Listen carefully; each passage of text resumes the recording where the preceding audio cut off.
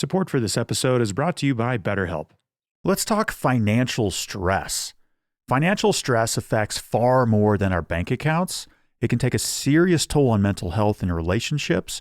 And with 88% of Americans feeling some form of financial stress at the start of 2026, this is a big deal. To complicate matters, so many people have their identity tied to a number in their bank account or how much money they have, or they compare themselves to others who might have more.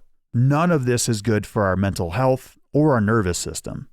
I want to mention that BetterHelp has 30,000 therapists and is the world's largest online therapy platform. They have an average rating of 4.9 out of 5 stars for live sessions based off 1.7 million client reviews. Talking it out always helps.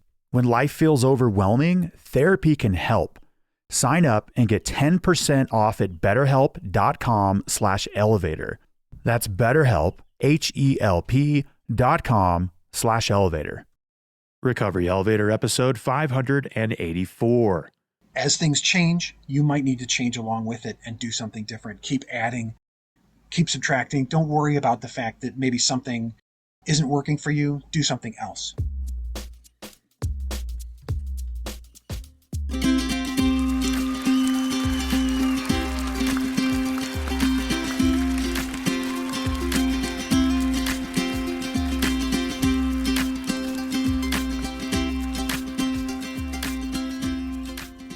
Welcome to the Recovery Elevator Podcast. My name is Paul Churchill, and this is how we quit.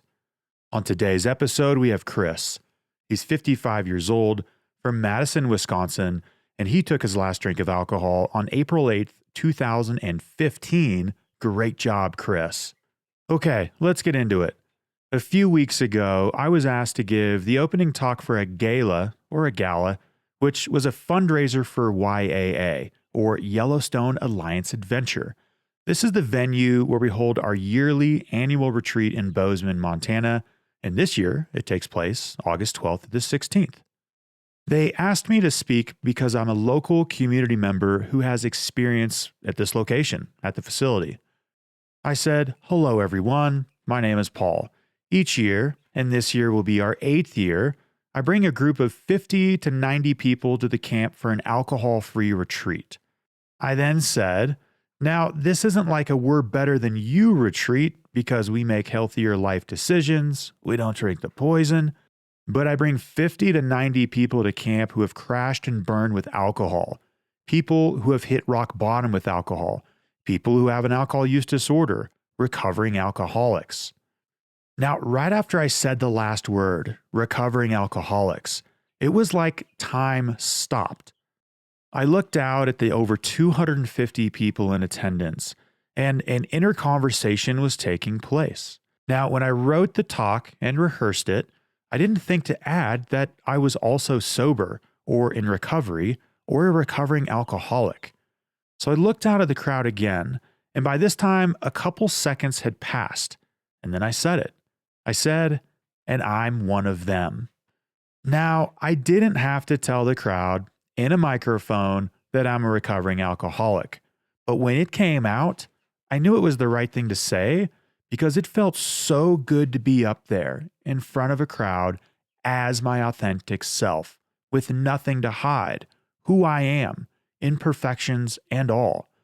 And a hard asterisk there, recovery is not an imperfection, it's a major asset. I then went on in the talk to talk about the Douglas firs on the property and how they are the tallest trees in the world. That is, if you don't cut them down. Yeah, that's right. Dougie firs grow taller than sequoias and redwoods if you let them grow, up to almost 460 feet tall.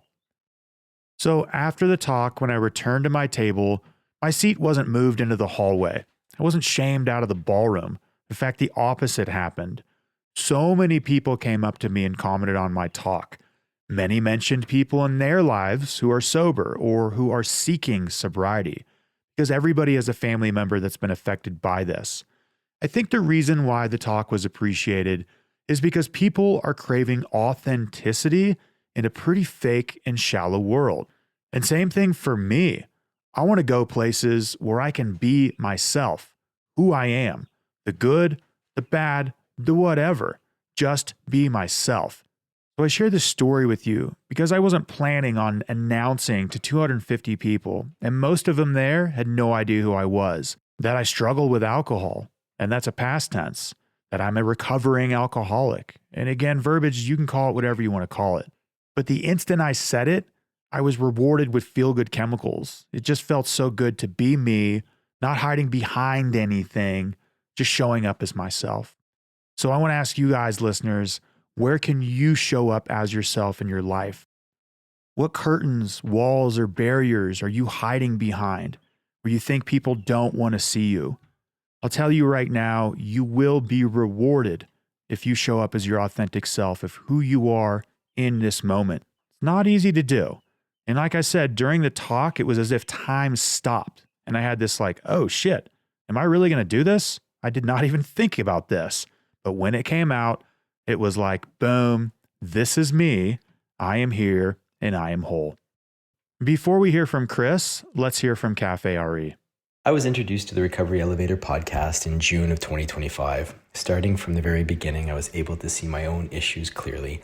From there, as Paul likes to say, he ruined alcohol for me. His insights equipped me with the tools and framework to set me up for success, and listening to the stories highlighted similarities too loud to ignore any longer. By then, my addiction had run away with me, forcing a reckoning day. I called the fight. I recognized my attempts at stopping in isolation were not working. I crawled into Cafe RE. But armed with the framework outlined in the podcast, I dove in, ignoring the differences, embracing the similarities. I attended meetings, shared in discussions, signed up for an accountability partner, and connected with members. The community has brought the most remarkable, inspiring, and caring people into my life. Go to cafe-re.org and enter the promo code CONNECT for your first month free. Again, that's cafe-re.org and use the code CONNECT for your first month free. Chris, how are you? I am good. I'm good. Right on. Chris, when was your last drink? April 7th, 2015. That is what is up at the time of the recording. Chris took his last drink of alcohol 11 years ago. 11 How fast the years. time flies, right? Yeah, I mean, never really would have thought it was possible at the time. I was definitely in the thick of it, and thinking it would be difficult or impossible, and having day ones for a long time. Yeah, absolutely. Congratulations, Chris. That's incredible. And I can't wait to hear more about your story and learn more about you and share it with the audience. So before we get to your story, Chris, give information about yourself. This is where you're from, your age, maybe what your family life looks like. What does your professional life look like? And most importantly, what do you like to do for fun, Chris? Sure. I'm recently 55 years old. I work primarily in IT, do computer work by day. I have 3 kids, mostly older, across 2 different marriages. For fun, I like to do music. I work on some games and things like that as well, and also kind of artistic stuff. I wouldn't say I'm a painter kind of person, but I'm more like an artist. I used to take old pianos and I would refurbish them into like creative looking structures. You know what I mean? Like just random pieces of piano. So like not painting, but artistic. I don't know. Okay. Did you say Wisconsin? Yes. Yeah. Madison, Wisconsin. Okay. Madison, Wisconsin. That's right. So you take piano and turn it into art? Yeah. A friend of mine and I, who is also in recovery, we used to take old pianos and we would break them up into pieces and he would build furniture out of them. And I would take the pieces of them, like take the keys and make them into eagles or birds or, abstract art too. A little outside the mainstream art for sure. Very heavy art. Okay. Like to pick up heavy art. Yeah, exactly. Gotcha. Well, I love eagles and all that stuff sounded cool. Chris, let's do what we came to do. I'm going to turn it over to you with your story and I'll jump in with questions. Let's do it. My parents divorced when I was young, and because of my dad's drinking, primarily, is my understanding. I was a little bit youngish when it happened, and so I didn't really know what was going on at the time. I would say, a lot of it I learned later on. I somewhat kind of checked out as a child because there was a lot of stuff like that going on at home. I had some other things happen as well, and so I kind of just dedicated myself to school and other things. I mean, I was like on sports teams and drama and choir and everything. I mean, I was out of the house, 6 a.m. to 6 p.m. every day to kind of just get out of there. I didn't really drink almost at all in high school. The only time I drank in high school, it was on a break. We snuck out of the school and had a couple beers, and we both got caught on the way back into school. And I got suspended from the program, and I mean, all that stuff. It was like, that was my first beer, was getting caught and getting kicked out and all that, all the repercussions. So I didn't really do that anymore in high school. But then, by the time college rolled around, I went to college. I had free reign. I got into drugs and drinking pretty heavy, like right away. Like, I don't know, first couple weeks of school, even, I was getting kicked out of the bar for being too drunk. And then I remember I got kicked out of the bar for being too drunk, and then I would sneak home and change clothes to try to sneak back in, and they would be like, "Get out of here, kid." You know what I mean? Just all of that silly stuff that you would do as like a freshman in college. And the depression kind of kicked in. So then I had a suicide attempt. I would say drinking was never good for me, even from the beginning. It was bad right away.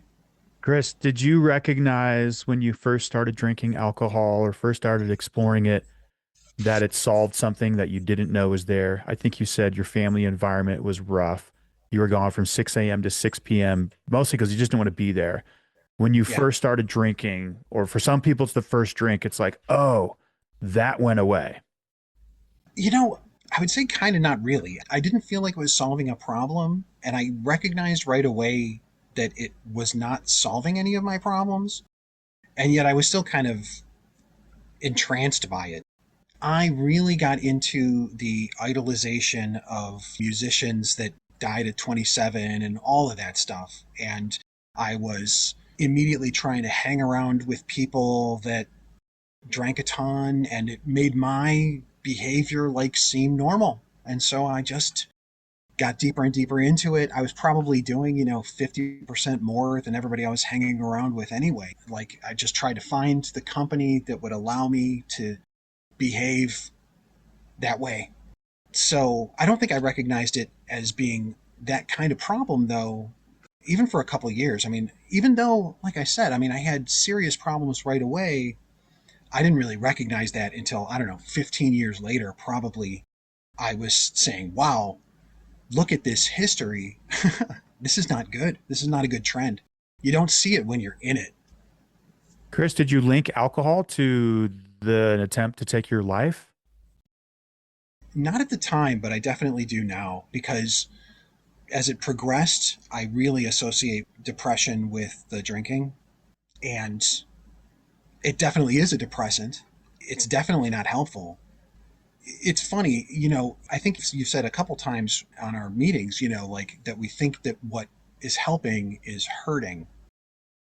And it's the same way. It's like you think that it's the cure to depression, or you think that it's helpful with depression, but then it's completely the opposite. It's the worst thing for depression. And so it's just a change in perspective. It's like it was 95% of my problems, but at the time, I thought it was the solution to everything. Chris, I want to Definitely not. highlight what you said there. So there's a word for this. It's called iatrogenic. And I first came across this word in a book called The Anatomy of an Epidemic by Robert Whitaker. It's all about pharmaceutical psychotropic drugs, mostly antidepressants. I read it and was like, whoa, these actually don't help that much for depression across multiple studies. But it's something we take that we think is solving the problem, but it is the problem. It only Yeah. creates more problems down the road. And for alcohol, many of us are using alcohol in that capacity. And don't beat yourself up because you've seen alcohol romanticized in almost every movie. Maybe not old school or maybe super bad. You know what I'm getting Yeah. at. But most of the commercials, obviously, it's like, hey, you deserve a drink, relax. But it's actually creating more problems that it is solving. And it's a big word for it, or not a big word. It's called iatrogenic. It's like effing you up when you think it's helping. And so, Yeah. gosh, I've heard alcoholism is disease of perception. And part of it, listeners, if you're there, be like, wait, I need a drink to make my life more enjoyable. Chris, what do you have to say to that? It seems enjoyable, but it's not. It seems like you're having a good time. Well, I will say I was having a good time from the perspective of we were playing music, going to bars, I was playing in bands, we're having a good time. Okay. So that's good. But the end result of that had nothing to do with that because, like, if you fast forward, I mean, let me take you over the next 15 years, right? Because in the beginning, it's not that bad. But then over the next 15 years, I gradually get away from the drugs and things like that. But the more I stopped using drugs, the heavier I would start drinking and in compensation. And so after about, by my mid 30s anyway, I was basically in my basement, not playing in bands, just drinking, kind of pretending to like record music and stuff like that, trying to write the great American novel, stuff like that, and not being able to do any of that because I'm just sort of drinking beers in the basement. So it was a downward spiral, pretty well. It was somewhat gradual. It took 15 years, but also was a problem right away. I don't know. It's a dichotomy there. It's like it was definitely not good from the beginning, but also took 15 years to really sink its teeth in. Can it be both? I definitely can. I say this like once a year on the podcast. One of the most dangerous things about alcohol is it's just how slowly it kills. The progression can go for decades, Yeah, and it often does. Where like yeah, heroin or crack or meth, it's like a year or two of that, like, yo, Chris, visually looks like your life is falling apart. Where yeah, alcohol, you can draw it out for so long and put all these pieces in place, like, hey, got a job, got a wife, got a kid, all this stuff, but it's slowly destroying you. yeah. And you're right. At the beginning, it was fun. Look, this podcast is not to demonize alcohol. I have taken shots at big alcohol, but that's not the point of this. Drink one for me.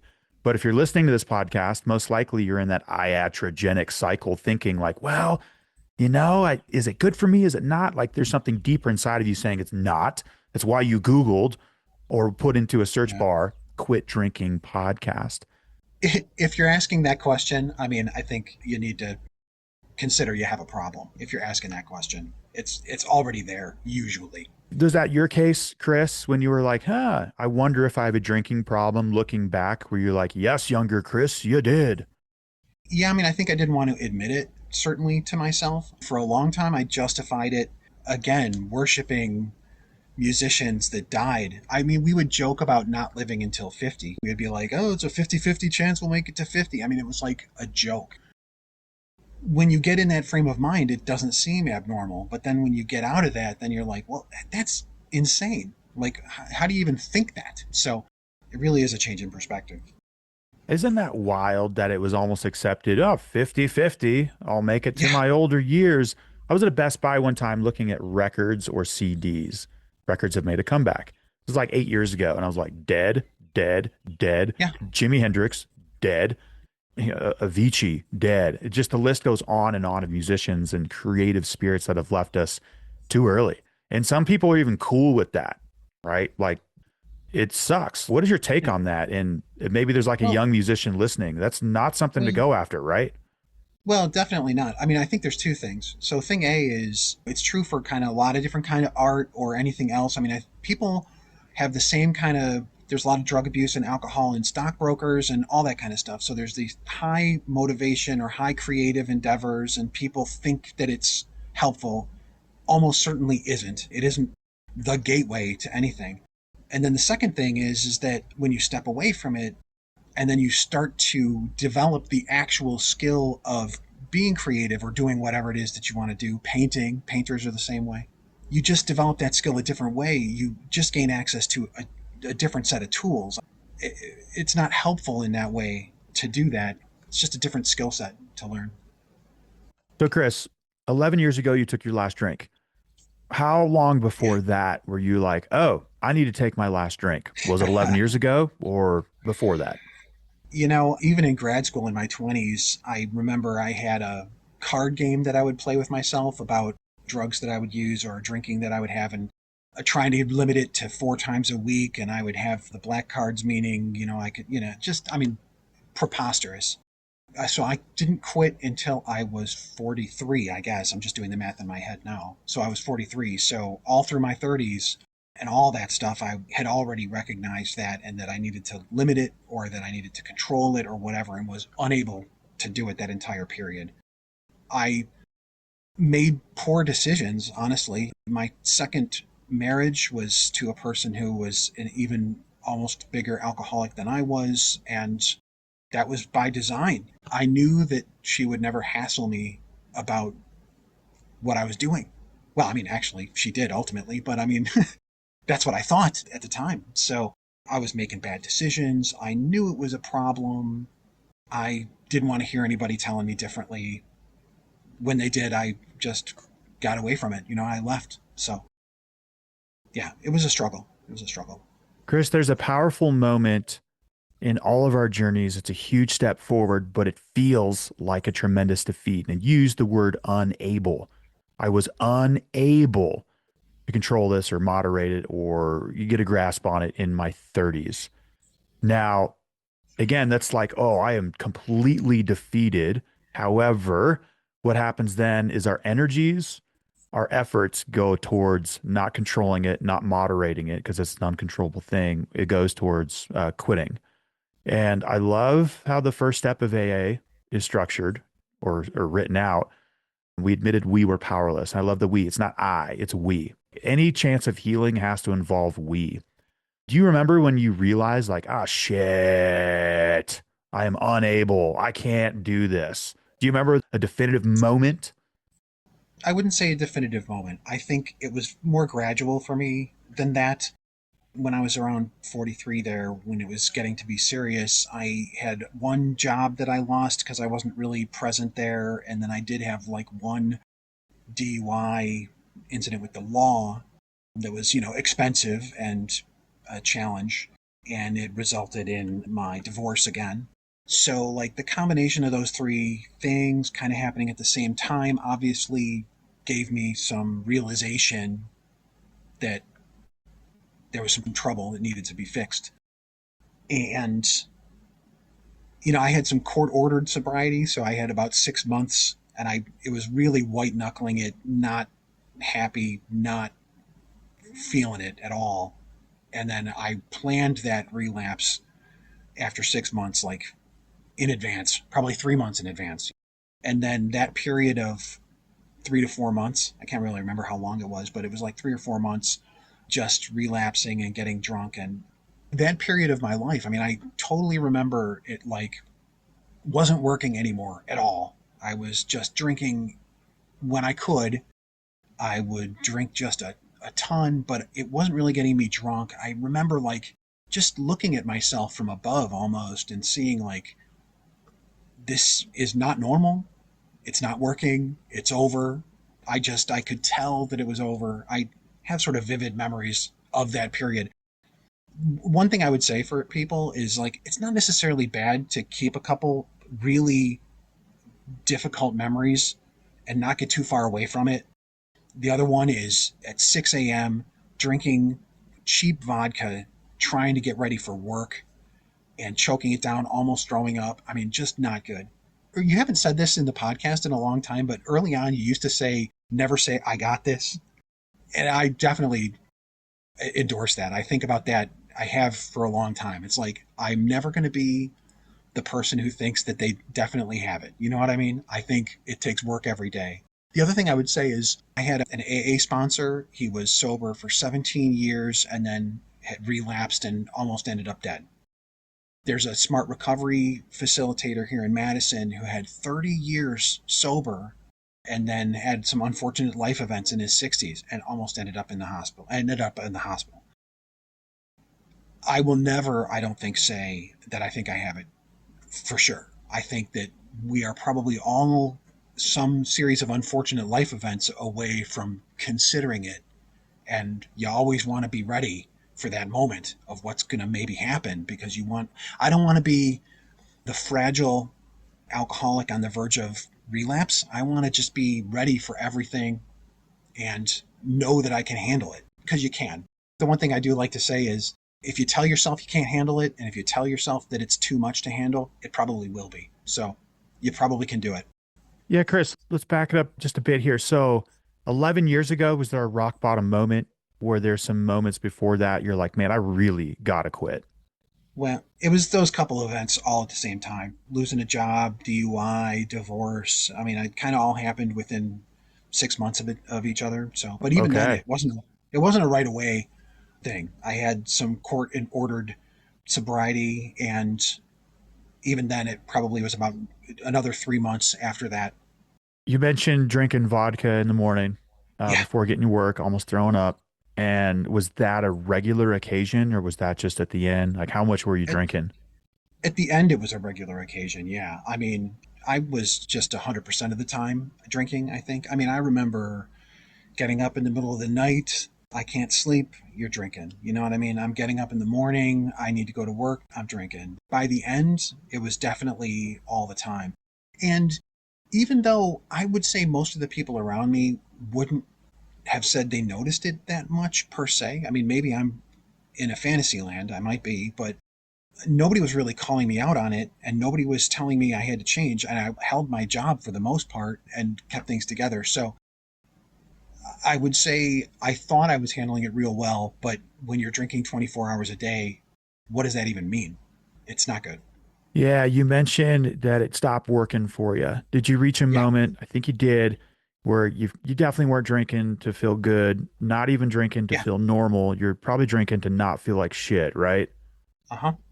Yeah, 100%. I mean, it's like once I got to that point, I literally, and I know I wasn't sober at that time, but I just felt so sober. I'm like, wow, this is not even working anymore. There is no amount of alcohol that's going to make this work anymore. And it's a painful realization to come to, but it's almost good. It's almost a good thing because it's like it's harder for people. I mean, I see people who are struggling with their sobriety because it didn't get that bad. Well, it's not that bad, so maybe it's like that's a harder situation. I have some sympathy for those people because I mean, I don't want them to have to get a DUI or two divorces or whatever to quit. But on the flip side, sometimes that's just what it takes.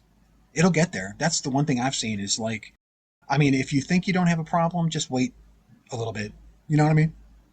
So, Yeah, unfortunately I do. I do. And I have so much respect for those who listen to like the small voice going, "Hey, maybe this isn't taking us down the right path," and they quit. Because for me at the end, that voice was a jackhammer, being like, "Paul, you effing idiot, bro. Holy shit." In 5, 6, 7, 8 episodes ago, I talked about the Steve-O quote where he's so thankful that he had alcoholism like hardcore. There was yeah. no question. And I'm Hmm. thankful I got there. Is in like, do I need to go to an AA meeting or do this stuff? Hell yes, you do, Paul. There's no questioning it. So I'm actually quite thankful for that. And there's a word Yeah. for it. It's called the gift of desperation. We're both in the right room, Chris. So Yeah. when you did quit and you're drinking 24 hours a day, I imagine there were some uncomfortable physical sensations. Did you go to detox or did you just ride it out? Well, you know what? For better or for worse, I never actually had a lot of, hangovers or physical problems. I mean, if I drank a ton, I would get a headache. But for the most part, I didn't suffer withdrawals, and I didn't suffer hangovers and things like that. And I mean, that's probably part of the reason why I had an issue because a lot of those negative repercussions, I mean, they weren't happening to me. But I mean, obviously, some of the things that did happen to me, those are negative consequences. You know what I mean? I just didn't have hangovers or headaches. Chris, I'm Uh, going to ask you a question. Do you have an idea yeah, why you didn't have hangovers or headaches? I think I kept pretty healthy and ate pretty well anyway. I mean, I think I was always a reasonably athletic, well eating, healthy person. And so, even though I was drinking a lot, I always maintained some level of health. And maybe that's it. Or I'm just also lucky of not getting hangovers, which I think is a thing. Yeah, I it would get could be hangovers if all. I drank wine. It depended on what I was drinking, right? So if I drank wine, I could get a hangover. So I didn't drink wine. I would, drink beer. So Yeah. And I'm not denying all of that. It's probably true. I read once and it made sense that most alcoholics don't get hangovers or headaches because they don't finish the withdrawal process, right? Like oh yeah, the alcohol doesn't fully leave their system. They drink that too. before. Yeah, yeah. That's how it was for me as well. I'm Chris, like when did the fog lift? Or, are you 30 days in and you're like, whoa, shit, welcome back, Chris? I just tried a lot of things at once. I don't know that it's a good recommendation for like here's the path to sobriety, because I don't actually personally think there is one or even a small handful of ways to do it. I think that I would categorize my getting sober as I tried about 6 things. I tried going to Smart Recovery. I tried going to AA meetings. I started listening to your podcast. I mean, I was probably pretty early on in 2014, 2015. I think you started in 2014, maybe?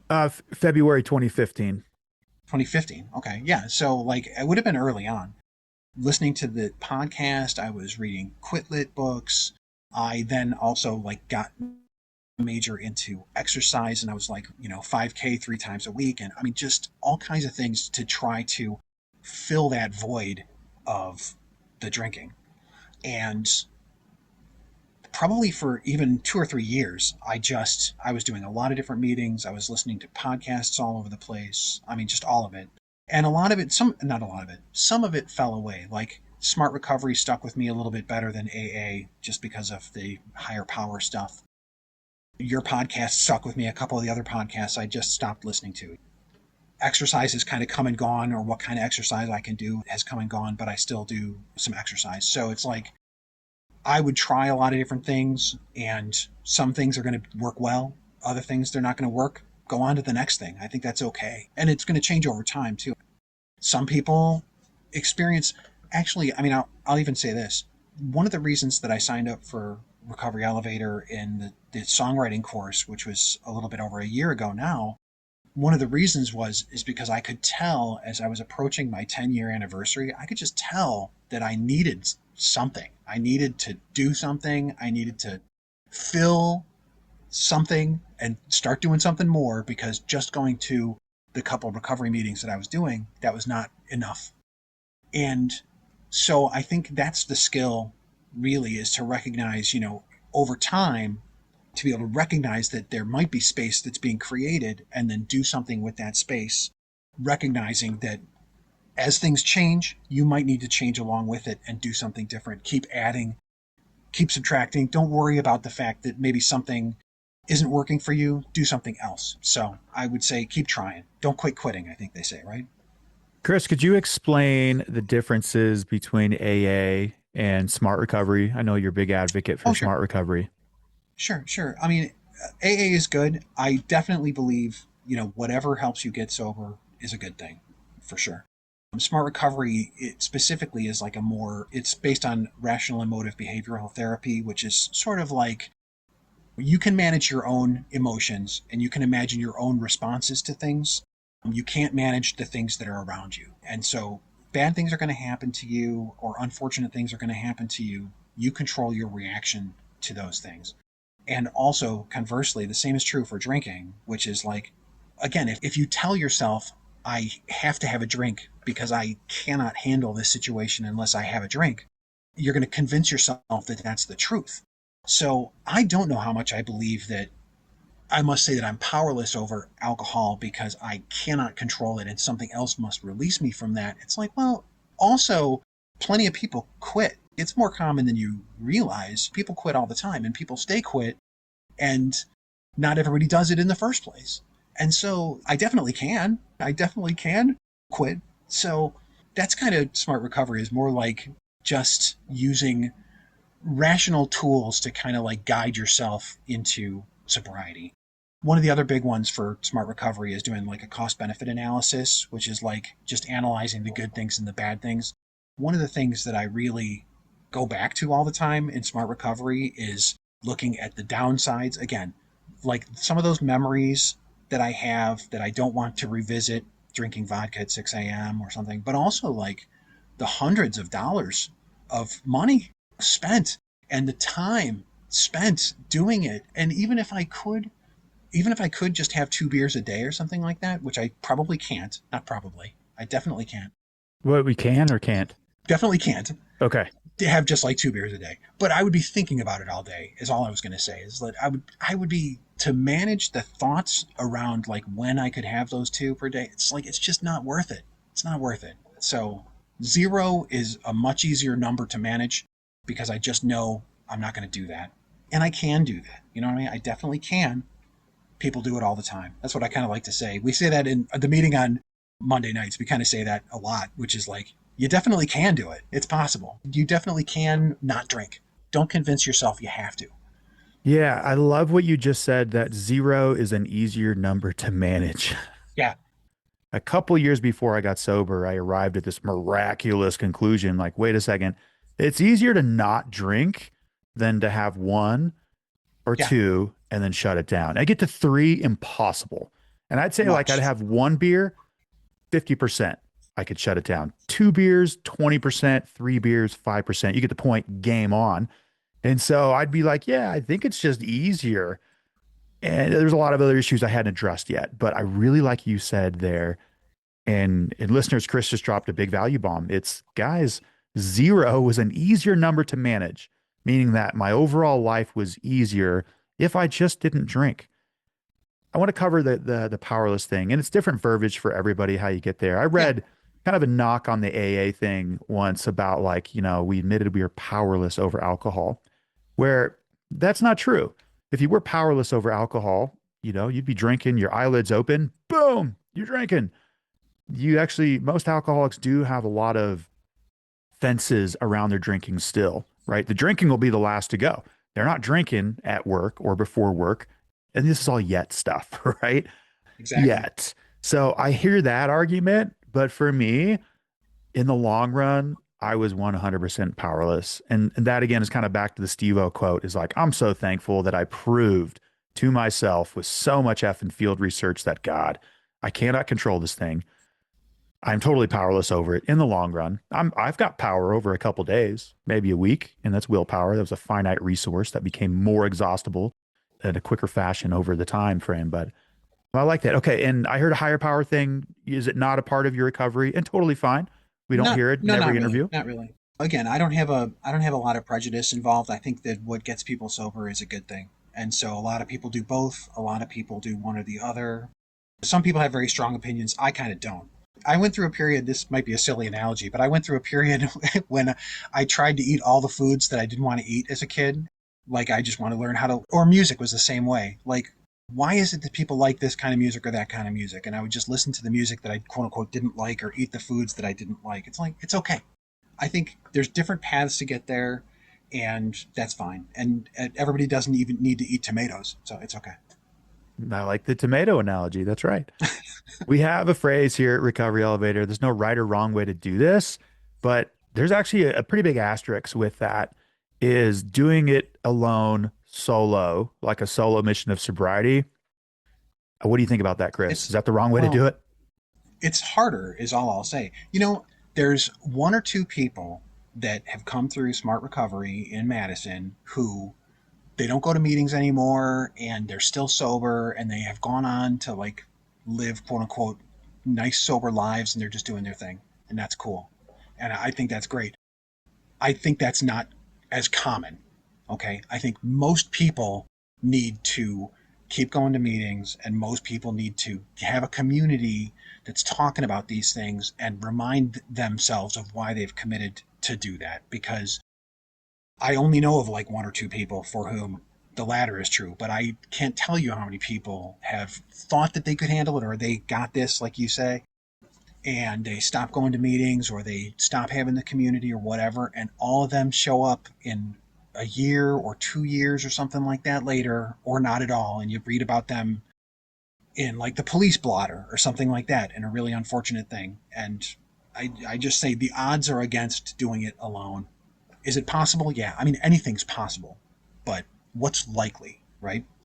I would say what's going to give you a better chance of success, right? Anything is possible, but what's going to give you the better chance of doing it? And that's community. Chris, do you look at going to meetings? You still go to meetings, right? Oh yeah, oh yeah. Yeah. Do you look at it like a sentence or like, oh crap, I got to go to this, go to that Oh Tuesday at 4 no, no, p.m. no. I have two things that I get out of going to meetings. So the first thing is I do get some validation from people will say, I'm glad that you helped host this meeting. You've helped keep me sober. You know what I mean? I think you probably get some of that too. It's like I definitely, like listening to your podcast, I mean, is definitely one of the three major things that helped put me together. And so I appreciate that. I think you've saved my life, dude. I get some of that out of smart meetings. and it's some validation. But also the second thing I get is to remind myself of what it was like for me 11 years ago. You don't want to get too far away from that. You don't want to forget how bad it might have been, because if you forget how bad it might have been, you might go back, honestly. So that's why I still go to meetings. And I don't think it's really torture. I used to go to two smart meetings a week, and that seemed like a lot, but then we cut back to one meeting a week. And then I was like, I don't know if this is quite enough. That's actually why I joined Recovery Elevators. Actually, we cut back from 2 to 1. I'm like, well, I think 1 might not might not be enough for me. So that's why I came around. So anyway, I appreciate you. There's a line that says, I came for the drinking and stayed for the thinking. Yeah. And yeah, before quitting drinking, I was like, well, that's a sentence of misery for the rest of my life meetings, but it's not true. And it's actually a breath of fresh air to be in a spot where it's like a requirement to show up as yourself. Like maybe your hair's combed and maybe it's not. Maybe you're on day 50, Yeah. maybe you're on day 0, hopefully 1. But I'm there to recognize A, I'm not the only one, and B, like we all struggle with this thing called the human condition. There's an image, Chris, that I share in almost all of our courses. It's a group of buffalo who come together when there's Yeah. a storm on the plains. They don't run for the tallest pine trees and like, let's just wait this thing out by myself. They come together side by side and they walk through the storm. It's such a powerful analogy that's true. In fact, a Lakota Indian chief once said the answer to all of our problems can be found by looking towards nature. Like, oh shit, I've got this problem. What do we do? Well, what do the buffalo do? They come together. I got this was always followed by a relapse. We got this. Wow, that has such a more of a Yeah. powerful ring to it. The metaphor from this morning about the buffalo, though, too, which was the lone buffalo is the one you need to be scared of because they're dangerous. It's like, what? That was like, You took it. That's yeah. exactly where I was going. Somebody Yeah. shared on a meeting this morning that like a park ranger or somebody said, yeah, but if you see a lone buffalo, Yeah. stay away because they're unstable. They're not Yeah. happy. Something's going on. Like that's the one that's going to F you up.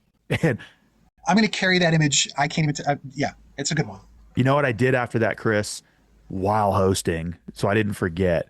I Googled lone buffalo in the plains and I found a great Yeah. photo and I added it to our new member orientation slideshow.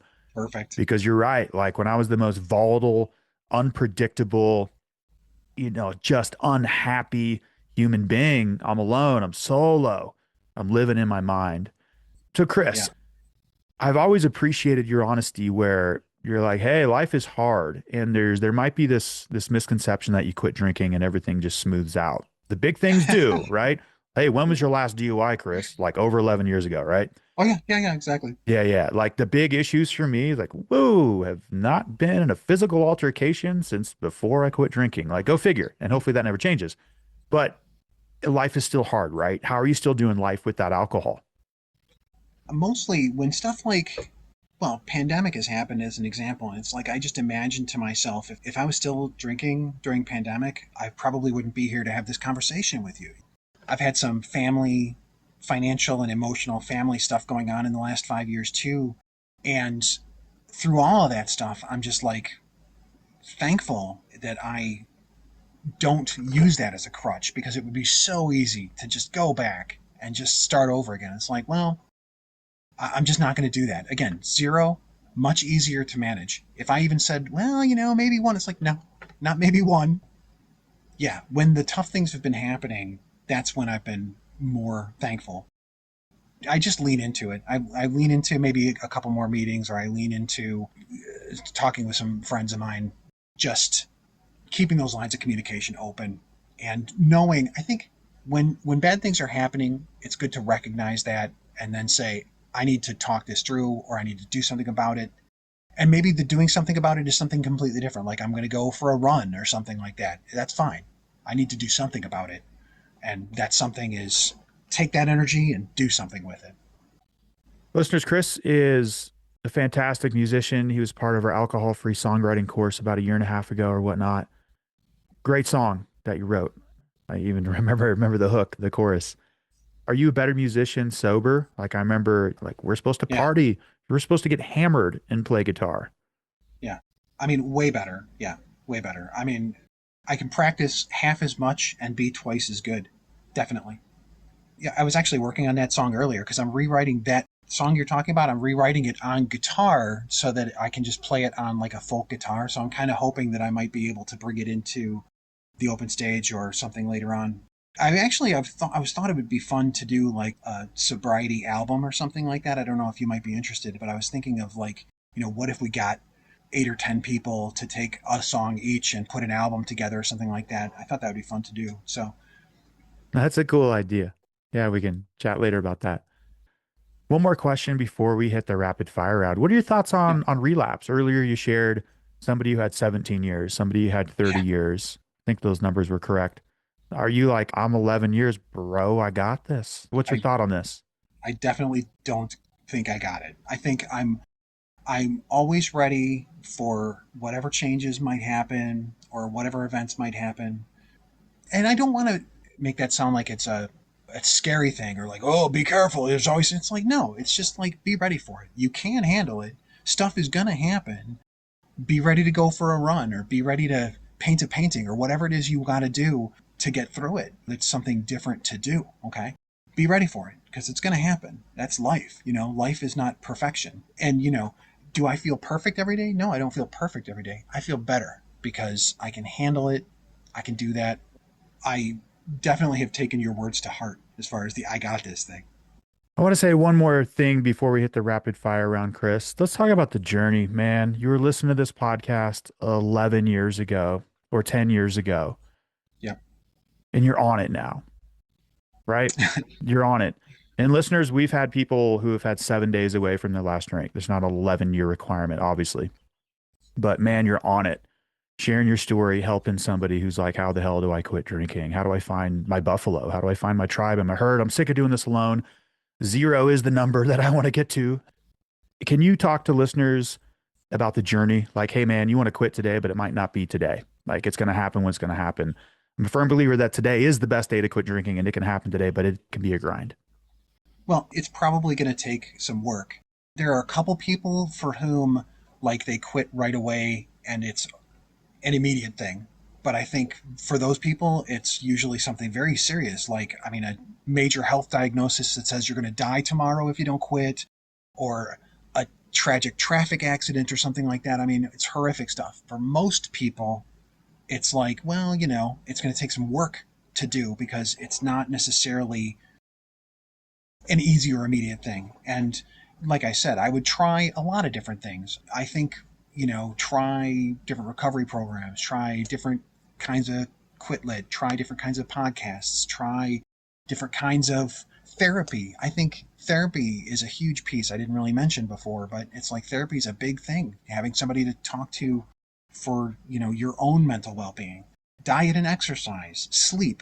All those kinds of things. That's the other thing. It's like smart recovery kind of focuses on the overall picture. Get good sleep, get good food, get good exercise, do something socially stimulating so that you can have community contact, do something intellectually stimulating because you got to exercise your brain and give it something to do.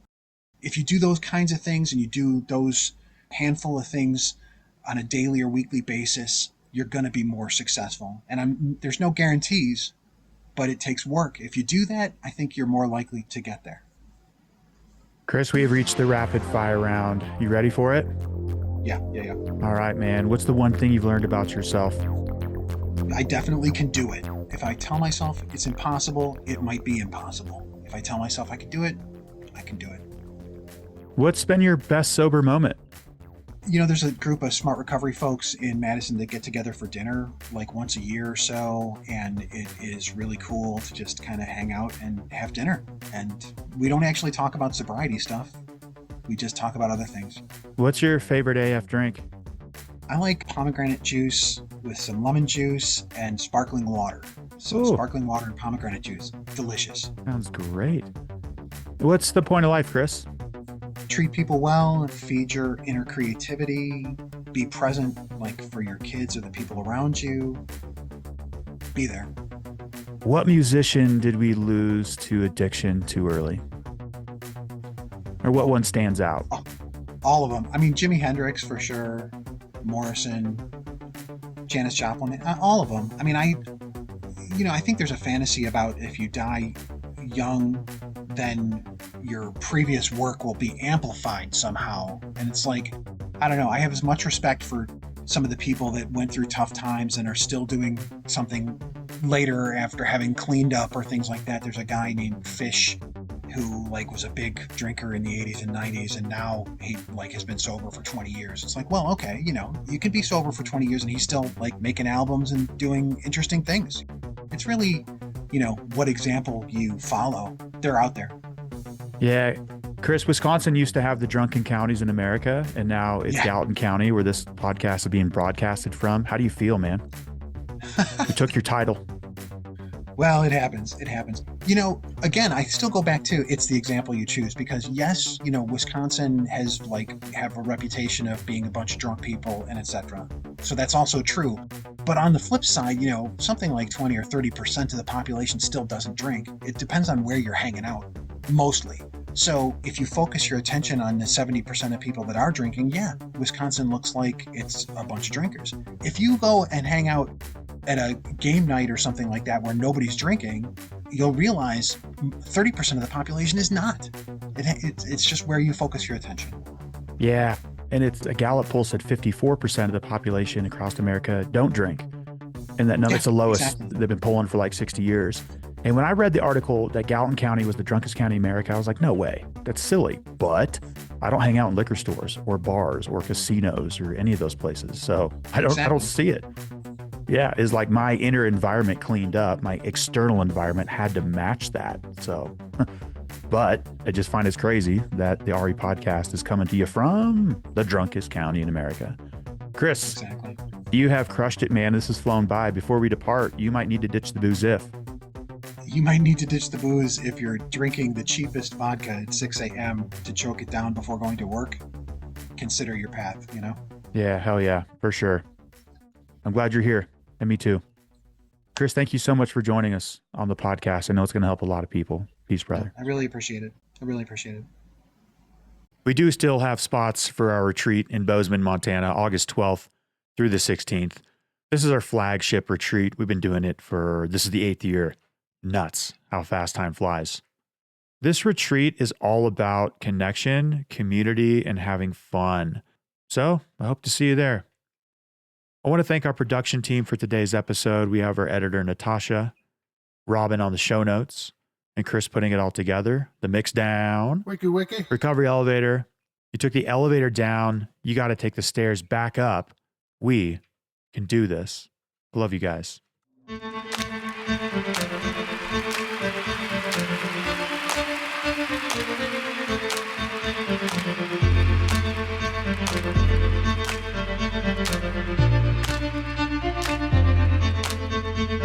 I see you, Savior, I see you, Savior, Almighty Savior, I see you, Savior, I see you, Savior, I see you, Savior, Almighty Savior, I see you, Savior.